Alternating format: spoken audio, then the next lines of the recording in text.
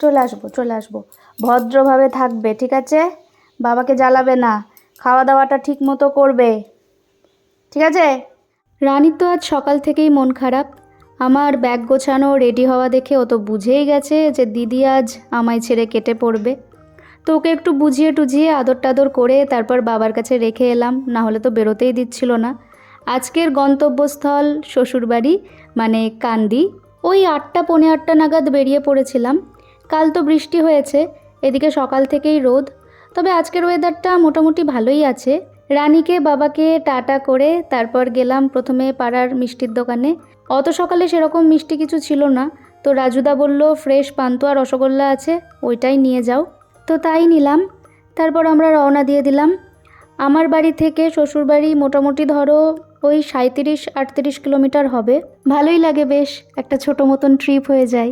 এই যে আমাদের রামেন্দ্র সুন্দর ত্রিবেদী সেতু বা ভাগীরথী ব্রিজ। সোজা NH-12 ধরে গেলে পলসন্ডা যাওয়ার রাস্তা, আর আমরা কাদি যাওয়ার রাস্তাটা ধরলাম। এটা হচ্ছে SH-11। এই রাস্তা দিয়ে যেতে খুব ভালো লাগে। কংক্রিটের দুধার ধরে বেশ অনেক সবুজ বৃক্ষরাজি, সেগুলো উপভোগ করতে করতে যাওয়া যায়। তো ঢুকে পড়েছি কাদি। বর বেশ ভেতরের অলিগলি রাস্তা দিয়ে একেবারে নিয়ে চললো বাড়ির দিকে। এই যে শ্বশুরবাড়ির গলিতে ঢুকে পড়েছি। এই গলির শেষ বাড়িটাই হচ্ছে ওদের বাড়ি। বাড়ি ঢুকতে ঢুকতে ওই 9:30 মতো বেজে গিয়েছিল।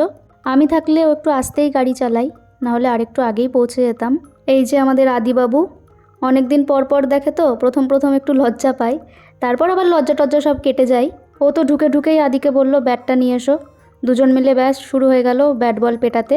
এই এখন চলবে, ধরো খেলবে, মারপিট করবে, দুজন মিলে কত কী যে করবে তার ঠিক নাই। আমি ওপরে উঠছি ব্যাগপত্র সব রাখতে। আমাদের ঘরটা ওপরেই, ওপরটা কমপ্লিট হয়নি এখনও। একটা ঘর আর তার সাথে লাগোয়া ব্যালকনি আর একটা বাথরুম করা আছে। এটা ওই ছাদ লাগোয়া ঘর, কিন্তু তা সত্ত্বেও ঘরটা কিন্তু খুব একটা গরম লাগে না, কারণ এটা উত্তরমুখী ঘর, দক্ষিণ দিকের উত্তর মুখ, তো সেই জন্য খুব একটা গরম লাগে না। কত কি দিচ্ছ গো বাবা? 2টো করে চপ, একটা দাও, একটা।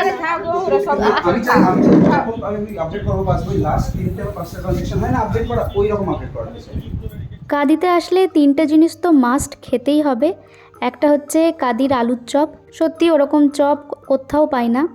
2 নম্বর কাদির ছানার কেক, যেটাও অসাধারণ লাগে। আর 3 কাদির দই। এই 3টে সবসময় হিট লিস্টে থাকে।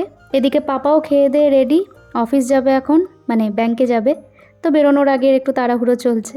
তো চলো আজকের মতো ভিডিওটা এখানেই শেষ করছি। সকলে খুব ভালো থেকো, সুস্থ থেকো, টাটা।